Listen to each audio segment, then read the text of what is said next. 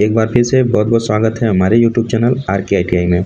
दोस्तों, इस वीडियो में हम देखेंगे जो नेक्स्ट क्वेश्चन सीरीज चल रहा है उसका आज लेक्चर 8वां होगा। इससे पहले 7 लेक्चर ऑलरेडी अपलोड हो चुका है, तो अगर आप नहीं देखे हैं तो हमारे प्लेलिस्ट में जाके ज़रूर देख लीजिएगा। तो चलिए देर न करते हुए वीडियो को स्टार्ट कर लेते हैं। अगर आप हमारे चैनल पर पहली बार विजिट कर रहे हैं तो हमारे चैनल को जरूर सब्सक्राइब करके बेल आइकन को जरूर प्रेस कर दीजिएगा, ठीक है, ताकि रेगुलर अपडेट जब भी हम डालें तो सबसे पहले आपको मिलता रहे। तो पहला क्वेश्चन इसमें देखते हैं। ताप अवरोधक यानी इंसुलेशन के आधार पर वर्गीकरण के अनुसार केबल को पहचानें। ठीक है, इंसुलेशन के आधार पर केबल को पहचाना है। ऑप्शन ए है पॉलीविनाइल क्लोराइड, बी प्रत्यक्ष अंतर्हित, तीसरा है द्रोणी, चौथा गैस रोधित लाइन। तो इंसुलेशन जो होता है आधार पर वर्गीकरण के अनुसार केबल जो होता है पॉलीविनाइल क्लोराइड होता है। ठीक है, तो राइट आंसर ऑप्शन ए हो जाएगा, पॉलीविनाइल क्लोराइड होता है। ठीक है, चलिए अगला क्वेश्चन देखते हैं। यदि धारा और वोल्टेज फेज में है, एक फेज में धारा भी है और वोल्टेज भी है, और एक फेज कोण शून्य है और फेज का कोण जो एंगल है, एंगल आपका शून्य है, तो शक्ति गुणांक कितना होगा।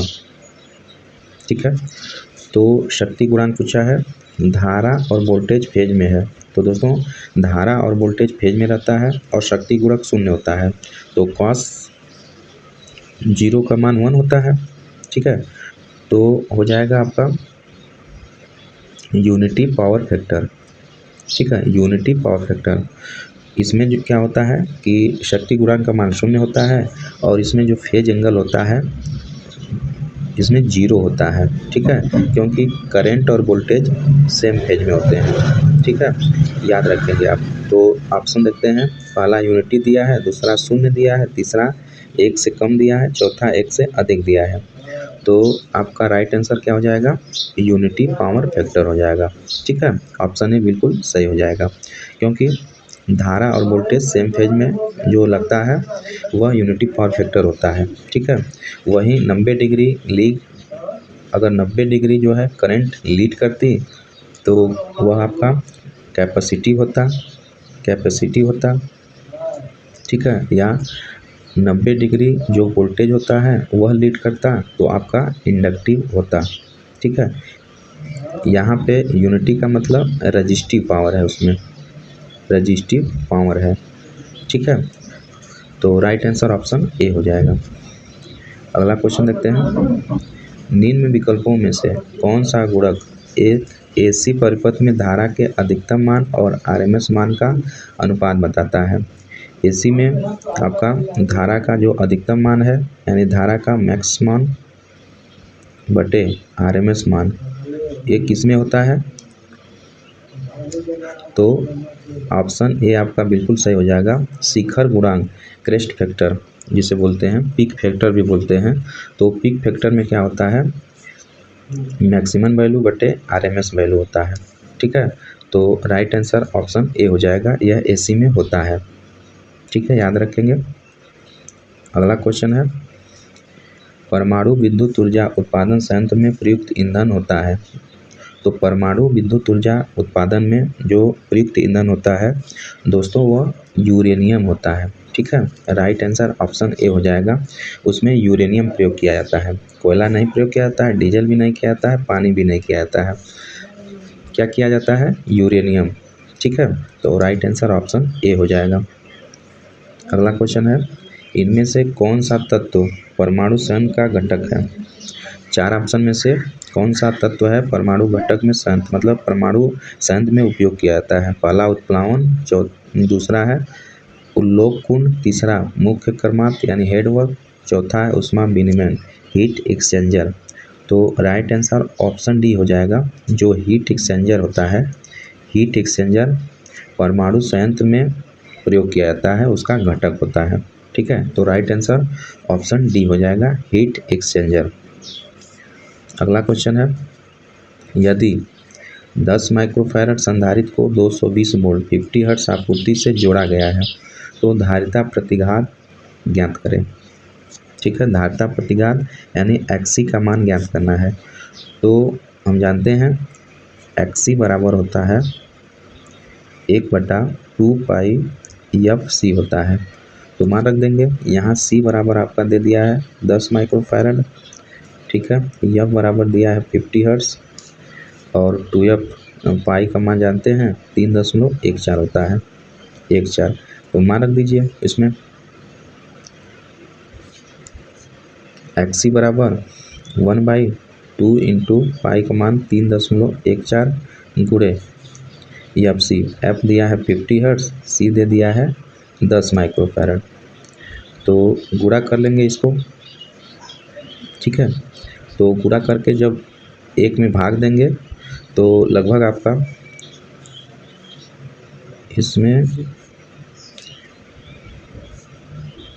10 माइक्रोफैरड है। तो माइक्रोफैरड है तो इसे फैरड में हम बदल देंगे। तो फैरड में जब बदलेंगे तो 10 पावर 6 का 10 पावर 6 कर देंगे, ठीक है। 10 पावर 6 फैरड हो जाएगा। तो 10 - 6 हो जाएगा, ठीक है। 10 पावर -6 हो जाएगा, 10 इंटू 10 पावर -6 हो जाएगा। तो 10 पावर -6 जब ऊपर जाएगा तो यहाँ पे 10 पावर 6 हो जाएगा। अब इससे 1 शून्य 1 शून्य 2 शून्य कट जाएगा तो 10 पावर 4 हो जाएगा, ठीक है। यानी 4 शून्य हो जाएगा, यानी 10,000 में आपका नीचे हो जाएगा, इससे भाग देना है, ठीक है। तो दोस्तों जब भाग देंगे तो इसका राइट आंसर आपका ऑप्शन ए हो जाएगा 318.4, ठीक है। शॉर्ट फॉर्म में हम कैलकुलेटर से अपना भाग दे दिए हैं तो आया है आपका 318.4। तो राइट आंसर ऑप्शन ए हो जाएगा। तो आप लोग भाग दे दीजिएगा, इतना ही आएगा, ठीक है। तो फार्मूला लगा दीजिएगा 1/2π/FC। यहाँ C जो है माइक्रोफैरड में दिया है तो इसे कन्वर्ट कर देंगे, 10 इंटू 10 पावर -6 हो जाएगा, 10 माइक्रोफैरड दिया है और उसका मान रख देंगे तो आ जाएगा आपका 318.4 ओम, ठीक है। राइट आंसर ऑप्शन ए हो जाएगा। अगला क्वेश्चन देखते हैं, निम्न में से कौन सा एक सक्रिय घटक है। सक्रिय घटक का मतलब होता है एक्टिव पावर, जो पावर को डिलीवर कर सकता है, ठीक है, वह एक्टिव पावर कहलाता है। और जो पावर को कंज्यूम करता है, ठीक है, उसे पैसिव एलिमेंट कहते हैं, पैसिव घटक होता है। तो यहाँ पे एक्टिव घटक पूछा है तो एक्टिव घटक में आपका हो जाएगा जीनर डायोड, ठीक है। जीनर डायोड जो हो जाएगा आपका एक्टिव घटक है, एक्टिव पावर है, एक्टिव सर्किट है, पावर है। बात करें पैसिव घटक जो होता है तो पैसिव जो सक्रिय एक होता है और एक निष्क्रिय होता है। तो निष्क्रिय घटक जो होता है वह प्रेरण होता है, प्रतिरोध होता है और संधारित्र होता है, ठीक है। तो पैसिव एलिमेंट ये सब होते हैं, प्रेरक, प्रतिरोध और संधारित्र। और एक्टिव जो एलिमेंट होते हैं वह जीनर डायोड होता है, जो पावर को डिलीवर कर सकता है, ठीक है। राइट आंसर ऑप्शन डी हो जाएगा। अगला क्वेश्चन है, सिंगल फेज मोटर में संधारित्र का मुख्य कार्य क्या होता है। तो सिंगल फेज मोटर में संधारित्र का मुख्य कार्य, पहला ऑप्शन है शक्ति गुणांक को कम करने के लिए, गलत बात है। दूसरा फेज को विभाजित करने के लिए, सही बोल रहा है। तीसरा गति बढ़ाने के लिए, गलत है। चौथा आवृत्ति बढ़ाने के लिए, यह भी गलत है। तो राइट आंसर ऑप्शन आपका बी हो जाएगा, फेज डिस्प्लेसमेंट करने के लिए, यानी फेज को विभाजित करने के लिए संधारित्र का प्रयोग किया जाता है सिंगल फेज में, ठीक है। तो राइट आंसर ऑप्शन बी हो जाएगा। अगला क्वेश्चन है, 1 मिली ओम यानी 1 मिली ओम कितने के बराबर होता है। तो 1 मिली ओम 10 पावर -9 होता है 1 मिली ओम। तो यह हो जाएगा 1/10 पावर 3, इसे खोल लेंगे 3 शून्य हो जाएगा तो 1/1000 ओम हो जाएगा। तो कौन सा ऑप्शन है देख लीजिए, ऑप्शन सी आपका राइट हो जाएगा, ठीक है। 1/1000 ओम 1 मिली ओम के बराबर होता है, ठीक है। राइट आंसर ऑप्शन सी हो जाएगा। अगला क्वेश्चन है, चुंबकीय हाइड्रोलिक MCB किस सिद्धांत पर कार्य करता है। तो चुंबकीय हाइड्रोलिक जो एमसीबी है किस सिद्धांत पर करता है? पहला है सोलेनाइड और हाइड्रोलिक डैम्पर प्लंजर, दूसरा लेंज के नियम, तीसरा विद्युत चुंबकीय प्रेरण, चौथा पारस्परिक प्रेरण। तो दोस्तों राइट आंसर ऑप्शन ए हो जाएगा। जो आपका चुंबकीय हाइड्रोलिक एमसीबी है वह सोलेनाइड और हाइड्रोलिक डैम प्लंजर के सिद्धांत पर कार्य करता है। ऑप्शन ए बिल्कुल सही हो जाएगा। अगला क्वेश्चन देखते हैं। वाट मीटर विद्युत डॉट डॉट डॉट को मापने का उपकरण होता है। जो वाट मीटर होता है वह किसको मेजर करता है? शक्ति को, पावर को मेजर करता है। ठीक है, राइट आंसर ऑप्शन ए हो जाएगा। जो एम्पियर होता है वह अमीटर मापता है। अमीटर से हम एम्पियर मीटर को नापते हैं। अब आवृत्ति नापने के लिए आपका फ्रीक्वेंसी मीटर होता है। बात करें वोल्टेज नापने के लिए, तो वोल्टेज नापने के लिए वोल्ट मीटर प्रयोग में लाया जाता है। ठीक है, तो राइट आंसर ऑप्शन यहाँ पे सी हो जाएगा। वाट मीटर विद्युत को मापने के लिए, शक्ति मापने के लिए प्रयोग किया जाता है। ठीक है, अगला क्वेश्चन देखते हैं। फ्यूज एक सुरक्षा उपकरण है जिसका उपयोग परिपथ की किससे सुरक्षा के लिए किया जाता है? देखिए, घर में हम प्रायः फ्यूज जो है श्रेणी क्रम में लगाते हैं। ठीक है, उसके परिपथ के श्रेणी क्रम में लगाते हैं। जब भी आकस्मिक वोल्टेज और करंट में उतार चढ़ाव होता है तो वह हमें इक्विपमेंट को प्रोटेक्शन देता है। तो फ्यूज सुरक्षा उपकरण है जिसका उपयोग परिपथ को किसकी सुरक्षा के लिए किया जाता है? पहला अंडर वोल्टेज, दूसरा अतिरिक्त करंट, तीसरा अंडर करंट, चौथा लीकेज करंट। ठीक है, तो फ्यूज हमारा प्रायः अतिरिक्त जो करंट होता है, अतिरिक्त करंट से प्रोटेक्शन देता है, सुरक्षा देता है। अतिरिक्त करंट बहने से मतलब सर्किट में अगर अतिरिक्त करंट बह जाए तो फ्यूज गल जाता है। बात करें फ्यूज किसका बनता है, तो टीन प्लस लेड का मिश्रण होता है।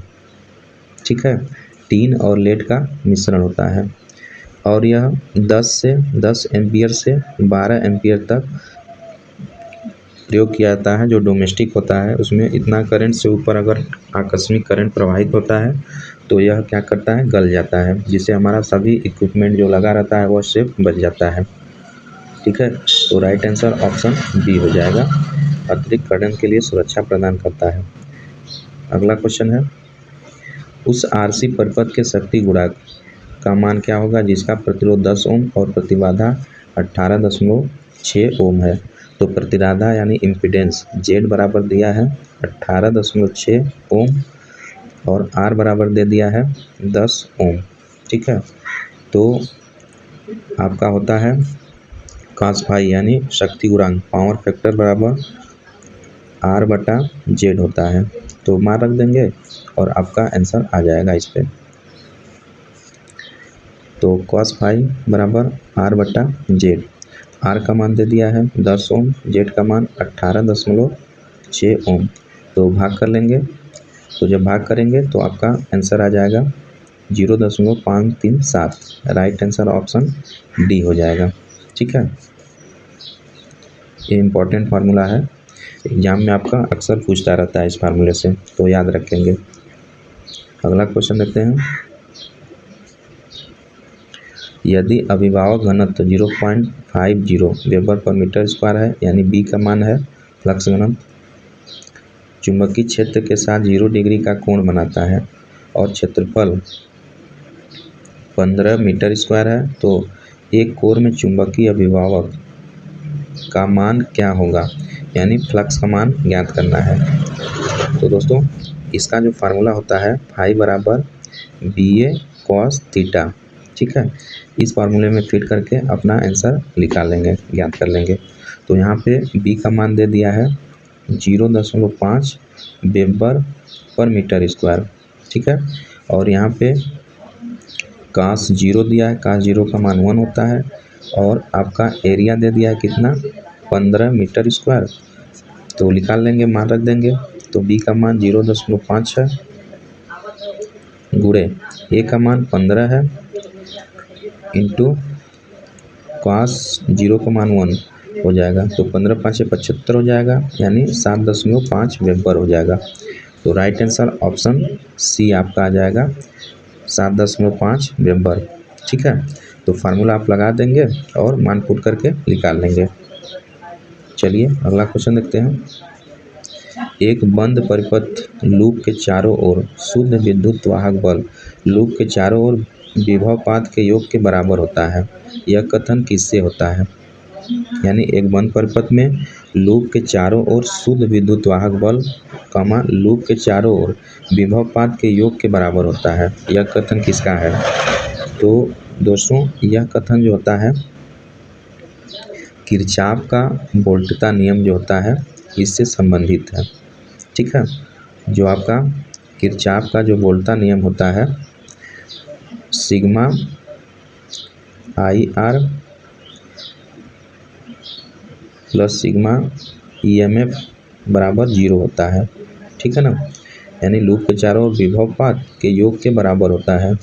शुद्ध विद्युत वाहक बल sigma EMF plus sigma IR बराबर 0। तो यह किरचॉफ का वोल्टेज नियम होता है या किरचॉफ का दूसरा नियम किरचॉफ का दूसरा नियम भी लिख सकता था। तो राइट आंसर ऑप्शन बी हो जाएगा। ठीक है, तो दोस्तों